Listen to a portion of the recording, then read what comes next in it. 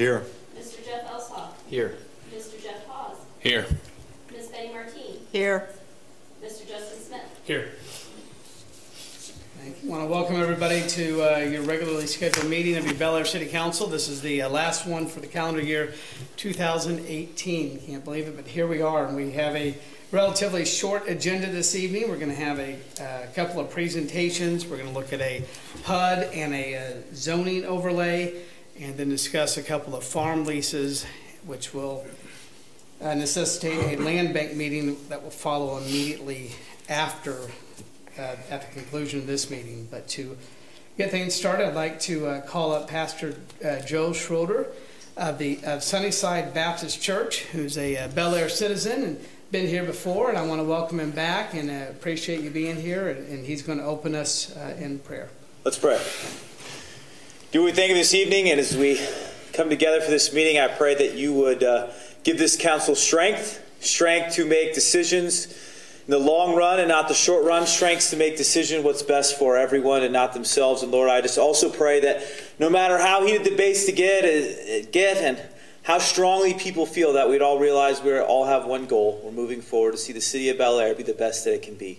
I just pray you give us a spirit of civility and love. We pray these things in Jesus' name. Amen.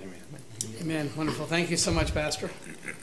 Now, all rise and please join us in the saying of the Pledge of Allegiance to the American flag.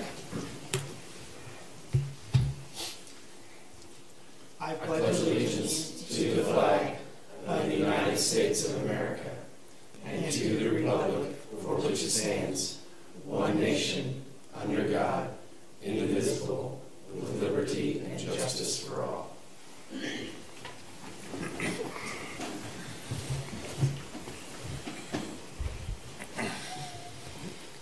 Again, I want to welcome everybody watching at home or on YouTube and live streaming or on TV and in the audience tonight. It's good to have a good crowd here on hand, like I said, for our final meeting.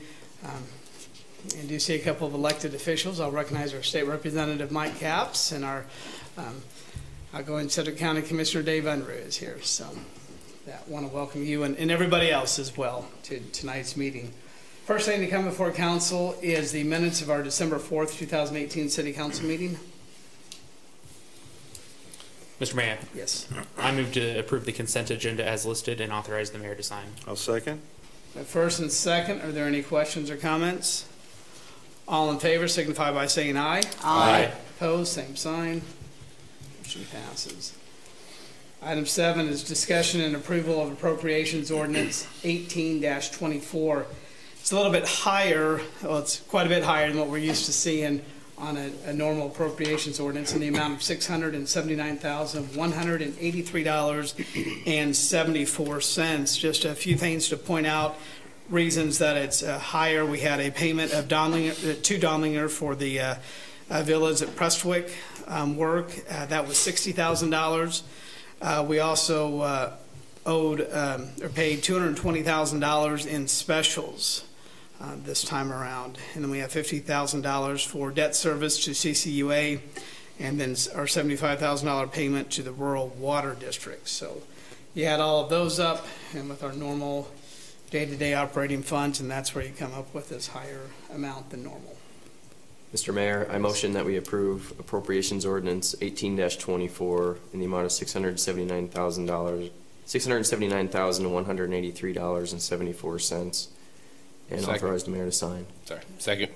First and second, are there any questions or comments? All in favor signify by saying aye. Aye. Opposed, same sign. Next are city request appearances, and I'm going to ask Commissioner Dave Unruh, and I see his beautiful bride Karen is with him, so if you two would join me at the podium.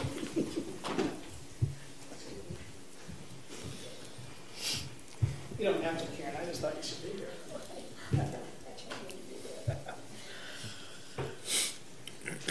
Well, we all know that Dave and Karen are a package deal, and they've done a lot for this community over the years, and it's an honor to call them friends, an honor to have you serve as our county commissioner. You know, there's a number of times you had your office up here in City Hall. You were here when we moved into this building, and you've been with us side by side on a number of big projects. Commissioner Dave Unruh is going to end 16 years on the Sedgwick County Commission in January. So you have one more meeting left? Tomorrow and then one in January. Okay, so 2 more meetings. And he's represented the citizens of Bel Aire over those years, and he's done many positive things that have benefited our city. A couple of things that come to mind that I don't know that everybody's even aware of, but a number of years ago, and we've talked about it here as a council as kind of an example as we move forward, Sunflower Commerce Park was something proposed a number of years ago, and you got behind. I was on the council at that time, and I remember you getting behind that because you saw it as a regional win, as a win for the county, not just the citizens of Bel Aire, but for Sedgwick County alone. And you advocated for that. And because of your work, we thank you. 53rd Street, 45th Street would not be paved if it was not for this man advocating and getting the county behind that and seeing that as a regional win, seeing something that's good for his district as well as the entire county. And those are just 2 of many, many, many things that I know Commissioner Unruh was behind for that. So with that, I would like to present you with the Mayor's Star Award for your dedication and commitment to our community. This is something that I hope That's very nice. display that and think of us fondly. And I want to, again, thank you for all of your service to not just the citizens of Bel Aire and District 1, but to the entire county over these past 16 years. And we hope that the 2 of you can enjoy some time off now. So, but thank you.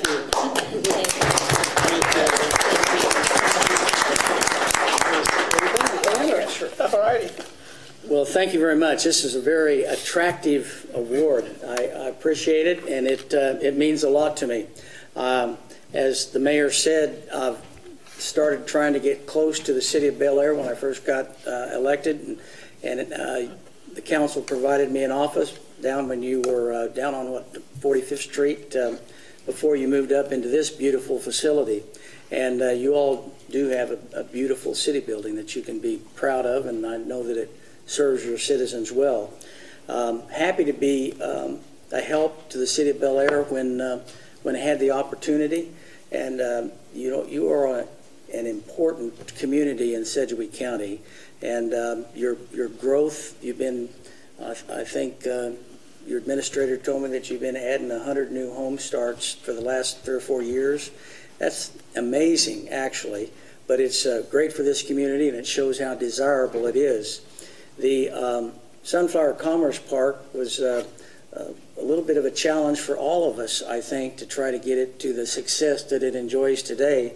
I can remember sitting on the bench at the county commission meeting. I was not chairman at the time, and made a motion that Sedgwick County buy that ground from you all. And it happened to be tabled. We didn't make a decision at that time. And for the next couple of weeks, I got my head knocked off from just about everybody. They didn't think the county ought to be doing that. So we retreated a bit, and I know it was a tough time for you all, but was finally able to get support for 45th Street and 53rd Street to have that repaved. And they were, big projects because we wanted them sufficient finish on them so that they could handle truck traffic. But I'm glad that the county as a whole was able to be a partner with you and invest in that project, and you all enjoy the success that you have today. But you all have clearly been doing a great job as city councilman and as a city administrator and your staff, because success doesn't come by accident. I mean, you all have worked hard and earned it, and I would tell you that Sedgwick County Commission is aware of it. We're proud of you. And thank you very much for this recognition.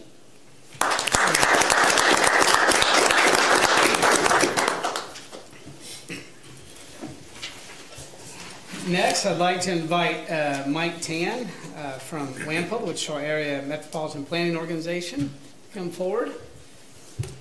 The annual presentation. Thank you, Mayor. Council members, Commissioner Unruh. I'm here tonight as a member of the Planning Committee from WAMPO. I'm actually the new Director of transit for the city of Wichita.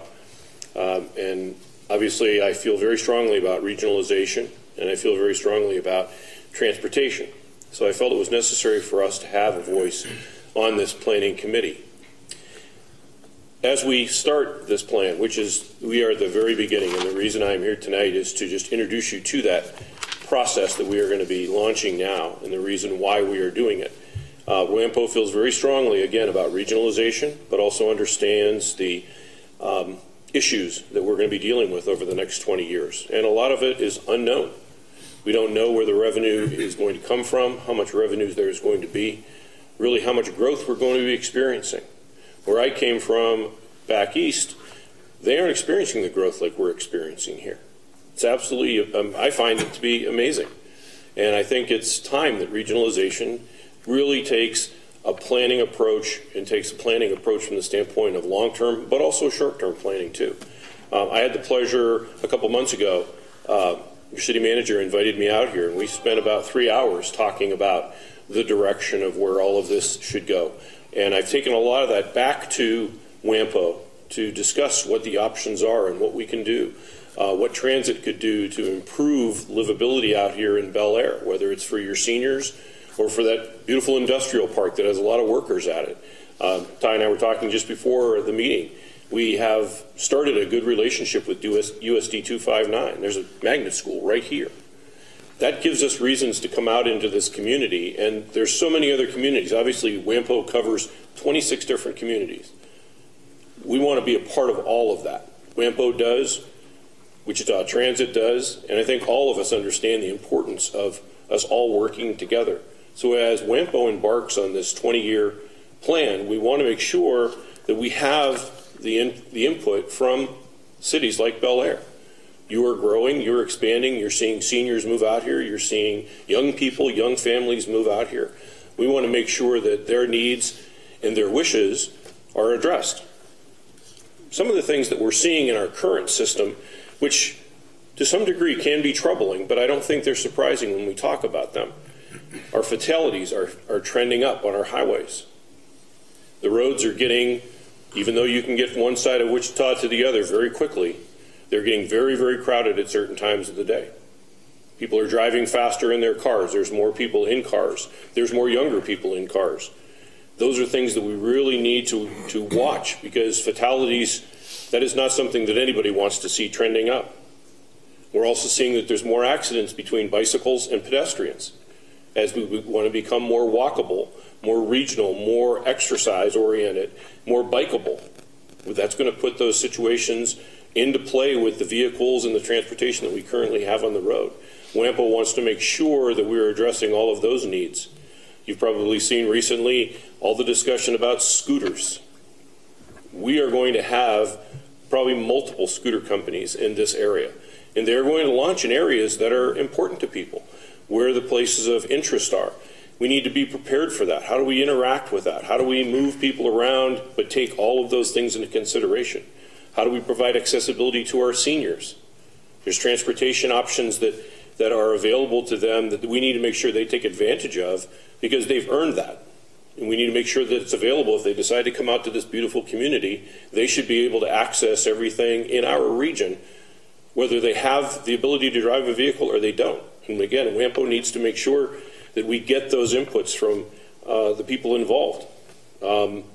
Even though congestion is not a problem, I would tend to argue with it a little bit from the standpoint of, I do see congestion on the roads. When I see 4 lanes going in one direction and they're all doing 70 miles an hour and everybody's within 6 feet of each other, again, congestion in the true definition is stopped traffic.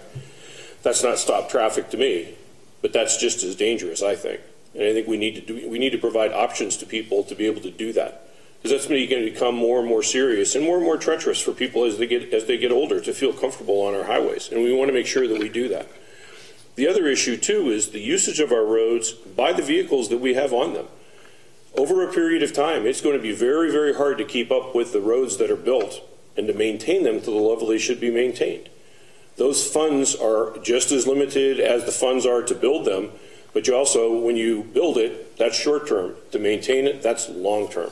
And we're experiencing that in the city, and we're also experiencing it in the county, in the outlying areas. As traffic increases, people become more mobile. The wear and tear on the roads is greater and greater. We need to be prepared for that. We need to be able to communicate that to Topeka. We need to be able to communicate that to Washington. And we need to be able to communicate that to our constituents. KDOT has had a number of studies recently where they have readily admitted that our expected conditions are going to continue to deteriorate. We need WAMPO as a regional body that is entrusted with transportation dollars has to make sure that that degradation is not maximized. We need to minimize that. We need to understand that the tax base is not going to be able to support the amount of billions of dollars it is to maintain the roads that we have and continue to build. People need their money to be taxed, their tax dollars to be spent wisely, and we want to make sure that we're part of that. So this 20-year plan that we're putting together, even though that is 20 years is a long time when it comes to spending money, it's something that at least will give us direction and will give us guidance and input from the areas that we're trying to make sure that we're servicing. There's two things that I'm going to leave with you tonight because we wanted to be short because this is obviously a long process, and we want to make sure that as we go through the public comment, the public education side, there'll be many opportunities for every group to participate. But there's one informational handout, and then there's also a questionnaire.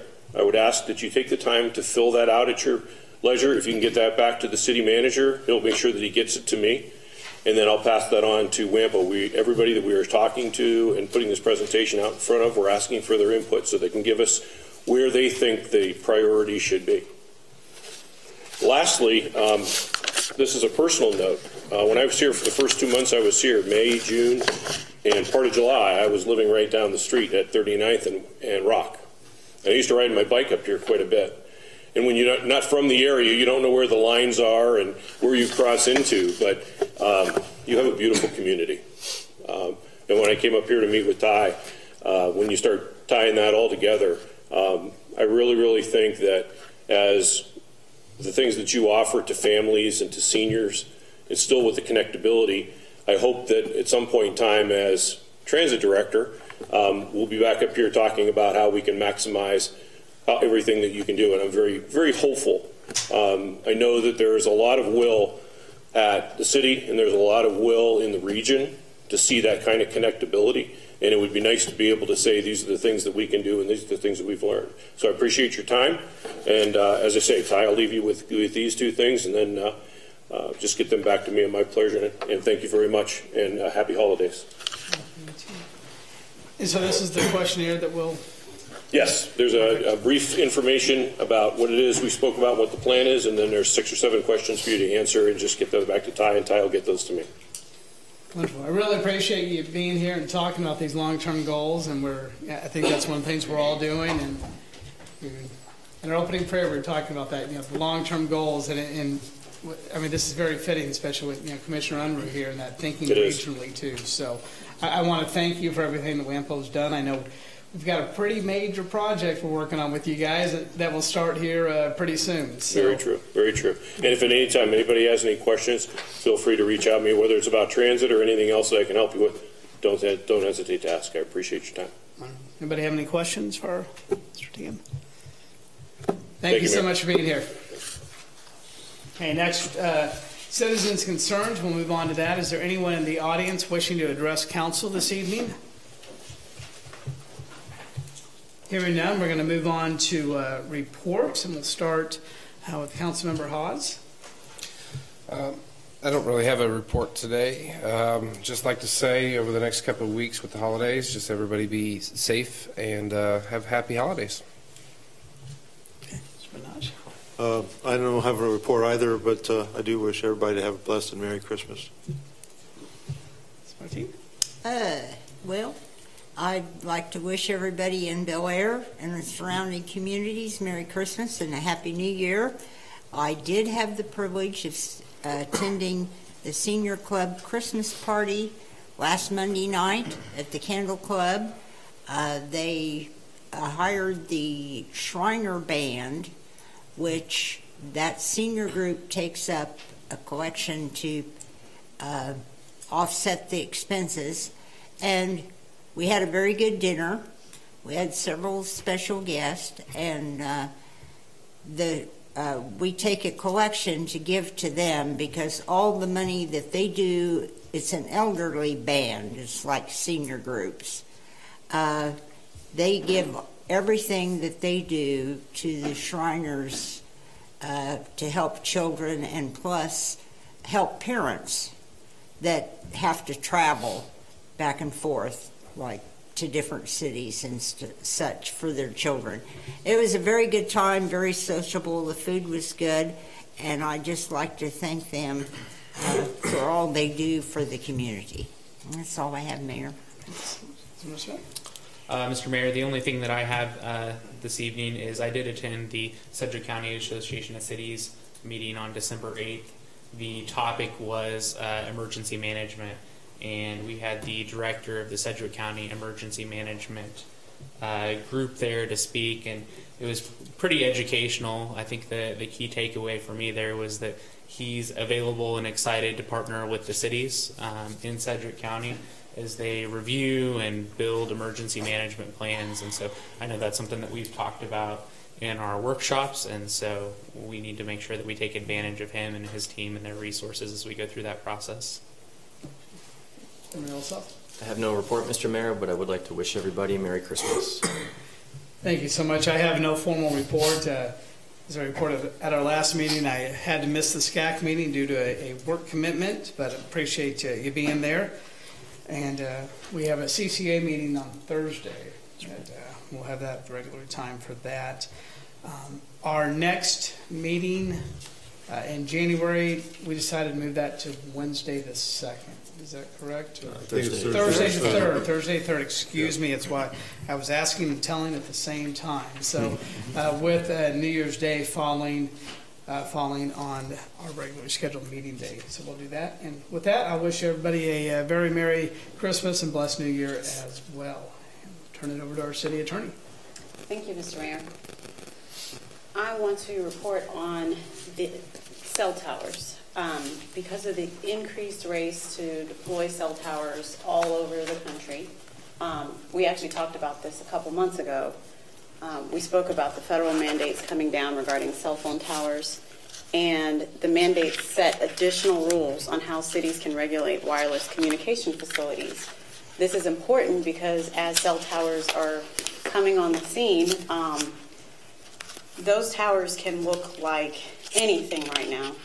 They could be, think of your traditional old-fashioned metal phone tower that's ugly and cumbersome, or they could be a slim feature on top of a light pole that already exists. So there's a wide range of what could be implemented. The federal mandate sets requirements that all small wireless features must be permitted in the right-of-way of a city, and it also established limits to any fee structures that a city could negotiate. So now we have to allow them, and we're limited with the amount of fees we can charge a cell tower manufacturer.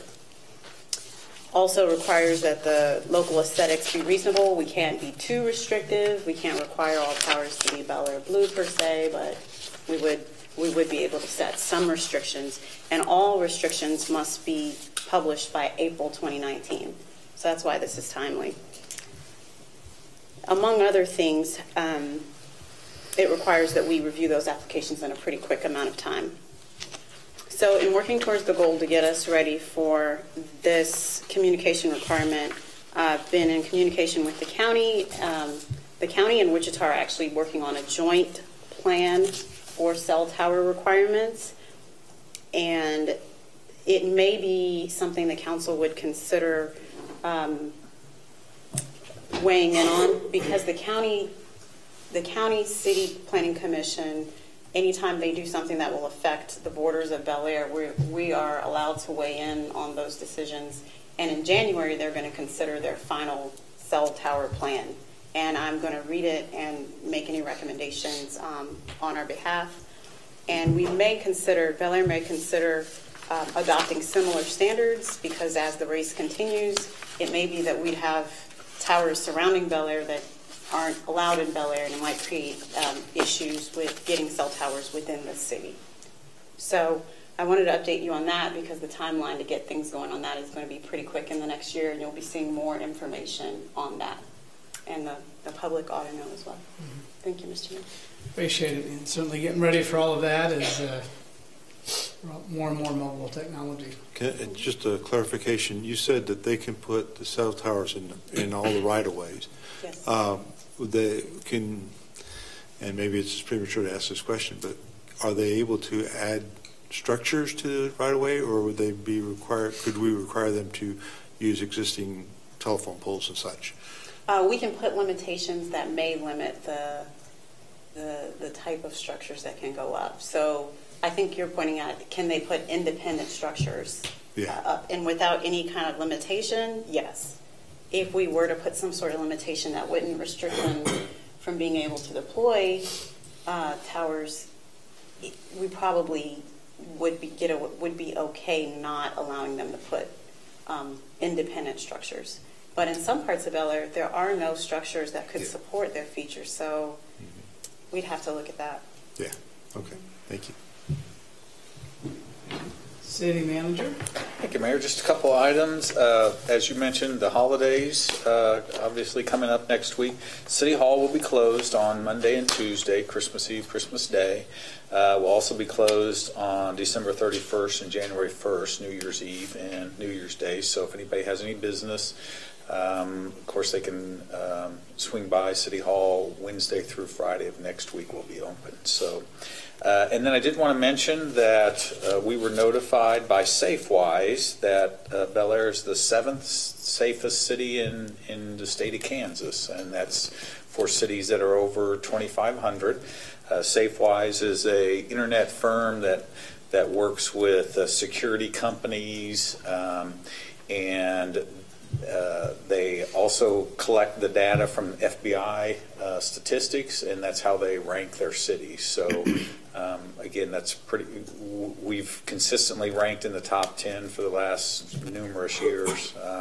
So I hope that's something that our citizens can feel proud of, that Bel Aire is one of the safest cities in Kansas. So that's all I had, Mayor. Appreciate that. Next is committees, boards, and commissions, and we have our winners tonight. So I'll ask Tristan to come up for the Christmas light display winners, and we have 3 winners at a recent council meeting. We decided to take the $500 prize and divvy it up. So with Visa gift cards, $100, $150, and $250. So glad they're able to do that. 3rd place was Chris Boyd.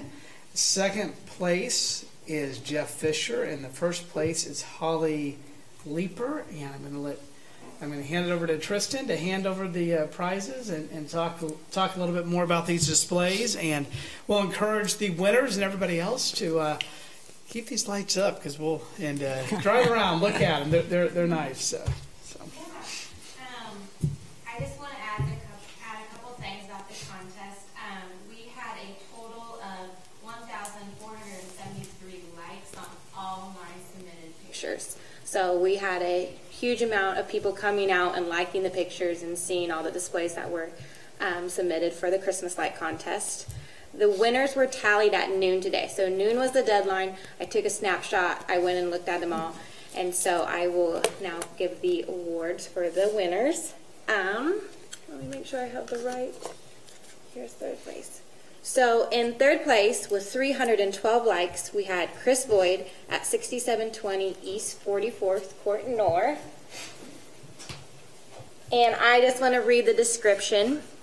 It said when they submitted their picture, they added a description to it, and it said, "My 11-year-old was determined to have lights on our house, so he did it all himself."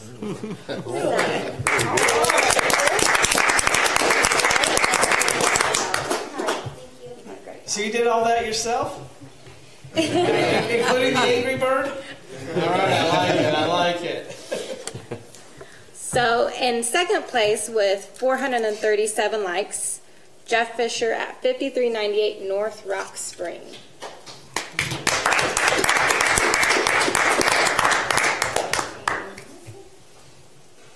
And there's his house, and I wanted to add on his description, he has a picture of the front of his house, but the sides of his house are sides and back are decorated. So if you go around on the fence, he has a giant Merry Christmas wrote on his fence. Nice. It's not displayed. In first place is Corey and Holly Leeper at 4424 North Rushwood. And they had 465 likes. They could not make it tonight. Their daughter's in a Christmas program. But I will read their description because they had... It says, our house has a combination of lights and displays that are much more breathtaking in person. We would encourage everyone to drive by to look at the detail on our display. Our display includes individual LED lights lining our front yard as well as peaks of our house, which are accompanied by red and white icicle lights. Lighted garland wreaths on our garage lights, lighted snowflakes above our garage, a projected Merry Christmas message on our garage, lighted garland around 2 pillars coming onto our front porch with 2 giant light Christmas bows and red Christmas bells in the middle. An inflatable hanging Spider-Man on the house in front of the window, 2 miniature lighted trees. Several lights in all of our bushes and trees. We also have candy cane displays on both sides of our driveway, 5 lighted reindeer, 2 of which move. And most importantly, a light Mary, Joseph, and baby Jesus. And I'm sure there are a few more details I'm forgetting. Like I said, it's a must-see. My husband put so many hours into our display. Our kids and neighbors love the display, and we hope you do as well. We just moved to Bel Aire a little over a year ago and absolutely love that our display can be showcased in this contest. Merry Christmas, the Leeper family. So, and that is their display up on that. Spider-Man and a manger scene. I love it. Yes, it has a little bit of all, right? But yeah. And so it was a very popular Christmas contest, and I thought it did a great job displaying all of the hard work that the residents put into the display. Wonderful. I want to thank you, Tristan, and the committee for putting this on, and I want to thank the council up here, too, for being able to make so we have multiple winners and encourage more and more. And this is another one of those regional things. I mean, people can come and enjoy it. I know people have come from out of town and driven by. So thank you so much. It is a fun contest. Thank you.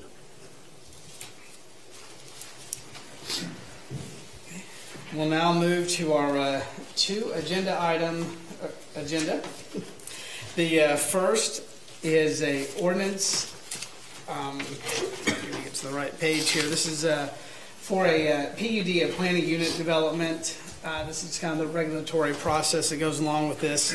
The property owner for the villas at Prestwick has requested both a zoning amendment and an approval of a planned unit development, like I just said, the PUD.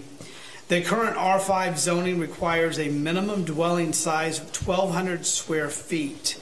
At the Planning Commission hearing, the applicant requested to be allowed to reduce the multiple family dwelling units to a minimum size of 900 square feet. The owner believes the change will attract a larger market share for the development. A neighbor from Elk Creek spoke at the hearing and expressed concern about reducing the size by 400 square feet.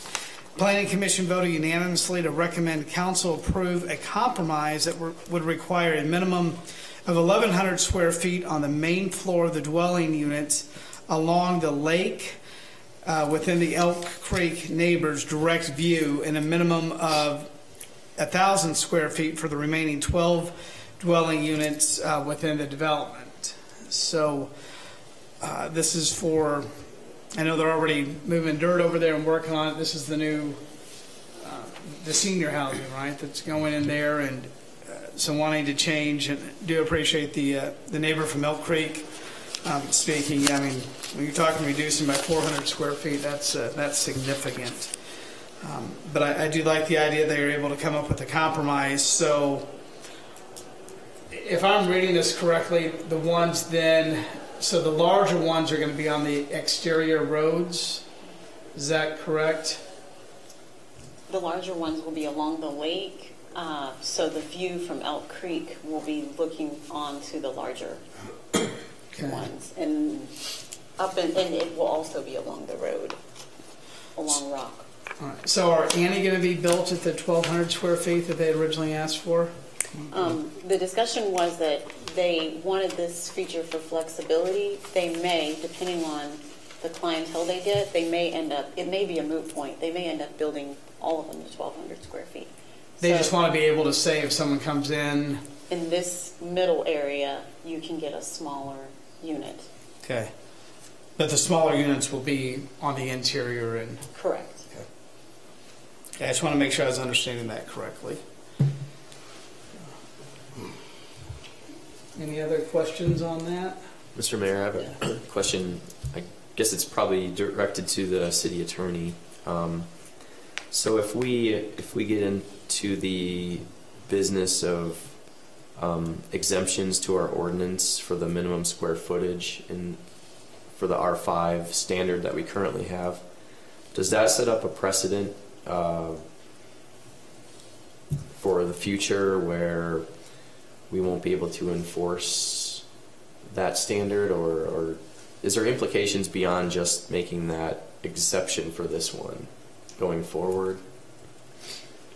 Each case to allow an exemption has to be based on specific golden factors. So it's always a case-by-case basis, and none of those factors are what you've done in prior zoning cases, technically. However, if you were to allow smaller units here, and then the property to the south or the north wanted smaller units, it would make sense in the shape of the neighborhood a little bit, but for the most part, no. It should be an independent decision based on factors considering this neighborhood unique and the unique circumstances surrounding it. Okay. Mr. So Mayor. no, you do not set a precedent. Thank you. Ms. Martine. But to the city attorney, the PUD would still, on any other land, would have to go through the planning commission before it came to us. I mean, they can't just come up here and say this is what they want to do. Yes, ma'am. So the PUD specifies the requirement for these specific units. Right. Anything else that's outside of the scope of what's been allowed has to go back through planning commission and be approved that So way. like if north or east or west or south came, they would have to go fill out the forms, pay the fee for the PUD on other land. Right. So if any property owner within an R5 who had a PUD wanted to do something that was like this, they'd have to come through planning commission and ultimately council. I thought that's how it was, but I'm not sure everybody up here knew that. Yeah, you're right. And I was not at the planning commission meeting, but can you tell me if the resident who spoke from Elk Creek, were he or she satisfied with this compromise? I do remember the resident who spoke, and that resident communicated that this was better than the initial request, and that the concern was looking across the lake at lots that would be at units that would be smaller. So this was a better solution. I don't want to say that he left satisfied, but he did articulate that this was a better solution than what was initially being considered. And I haven't heard from anybody yay or nay on this, so which usually... No one else spoke at the hearing on behalf of the neighboring property, or no one in opposition spoke. And again, told them we're only talking 12 units here, right? And we're not... Right, and the units being duplexes are, a key part of the discussion was, since the units are duplexes, ultimately the length of the building is, you're not going to lose that much space once you get 3 units together. It's still going to look like a larger structure. So if you had a triplex there, that would be 1,200 feet each, so you'd have a 3,600 square foot building? Is that correct? From my understanding, yes. I mean, if it was 1,200 square foot. On the main floor. 1,100, 33 square right, foot. for the main floor dwelling aspect. So that's not including garages or any other features. Okay. Does the PUD specify which units are to be or which structures are to be 2 units versus 3 units versus 4 units? I don't think it specifies. I'm not certain, but I don't think it specifies. Okay, so they could, if we adjust the minimum square footage down, it would be appropriate for somebody to have, or for them to build a an 1,100 square foot single unit, or 4 of them that were connected at 1,100 square feet each. That's my understanding of it now, right? But I don't think they can build single units at all in this. I think Okay. it's duplexes up to triplexes, and they're from what they. Are you working with them on this? Okay, I didn't remember if this was your project. From what I recall, they're not doing any single units. They're all duplexes, triplexes, and they're really focused on their median market is triplexes to quad. Yeah, that's correct. The zoning, the base underlying zoning is meant for a multifamily type use, pardon me. And so there's some controlling factors on how many of those you can gang together in a structure. I don't know that I know exactly how far it goes. I don't know if it goes beyond 4 or something, but this particular developer's current footprint, they don't have one that's beyond 4 units. And then the big thing is there's a dwelling units per acre restriction that's inside that zoning that's also denoted within the PUD. So no matter what, you couldn't all of a sudden try to do 4 plexes on all of them necessarily, as an example. And Jason, I want to interrupt you. I'm sorry. For the record, if you could indicate, say your name and who you're with. Certainly, I don't know you, but Jason Gish, MKEC, representing Schellenberg Development. And I appreciate you being here for that. It sounds like we do have some questions. I'm glad to know, or glad to hear and read, and I have spoken with a couple members of the Planning Commission who talked about how when this first came, they were immediately kind of, wait a minute, it sounds like a bait and switch, but then when they got into it and they came up with a compromise and heard the reasons that, just because it says, 900, I mean, obviously they hope to sell 1,100. Right. The developer's point that he was trying to convey was that should the market change, these are, a lot of these buyers or renters, if you will be either widowed or just a couple.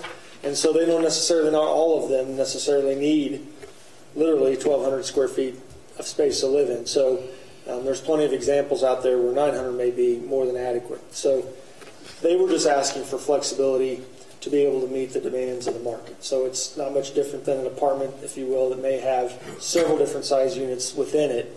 They're just asking for some flexibility there. So, and they were, it took a while, but I think everybody got on the same page and was, maybe the word wasn't, everybody was, what was it? But at the end of the day, everybody seemed like it was a fair way to go about it. So that's my perception. If I remember right, the developers intended to just rent these. He's not intending to sell these I believe units, that's right? correct. Okay. Thank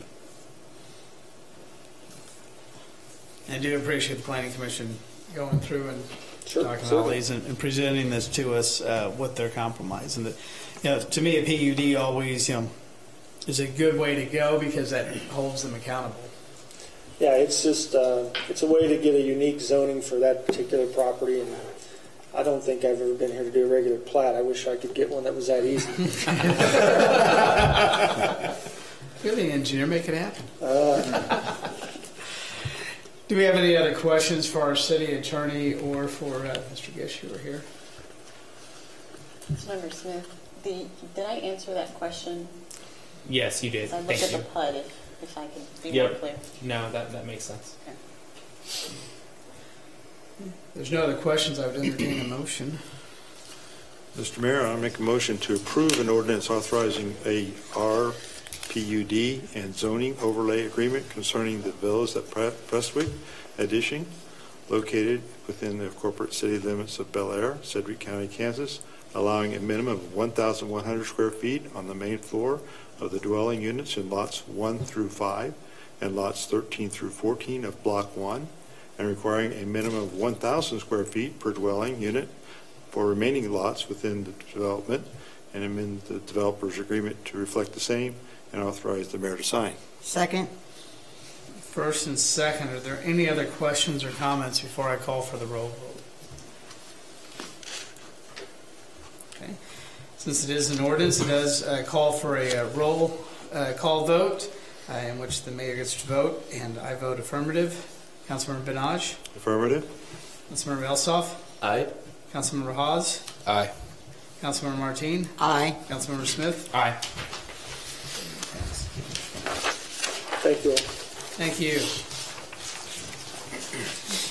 Final item for the evening is consideration of farm leases with Michael Hannon and Harris Ince for property owned by the Bel Aire PVC that's leased then to the city. This is a large majority of land in the Sunflower Commerce Park is undeveloped and being utilized for agriculture purposes. This allows for those acres to be maintained while the city receives roughly $33,000 annually in rental income. So it's a good deal for us while that land has not been developed. Mr. Bohannon and Mr. Ince have farmed various parcels of land for the past, 15 years over there? I mean, as long as I can remember. They do pay regularly and have been easy to work with, but this is something that we have to renew annually, and we do that because of hopefully there's a commercial that'll be built on there, and then that way we're not locked into a long-term lease with that, but that is why we do this annually with them. Mr. Mayor. Yes. I move to approve the farm leases with Bohannon and Harris for 2019 and authorize the mayor to sign. Second. First and second, questions or comments? All in favor say aye. Aye. Opposed, same sign. Okay, future issues. Said so we will meet January 3rd for our first meeting in 2019 at 7 p.m. And I don't know of any other future issues. I think the city manager went over the closures of our office during the holiday. I have no need for an executive session. Anybody else? Okay. If not, I would entertain a motion to adjourn. Mr. Mayor, Yes. I move to adjourn. Second. First and second, all in favor say aye. Aye. Opposed, same sign. We are adjourned at 7:47.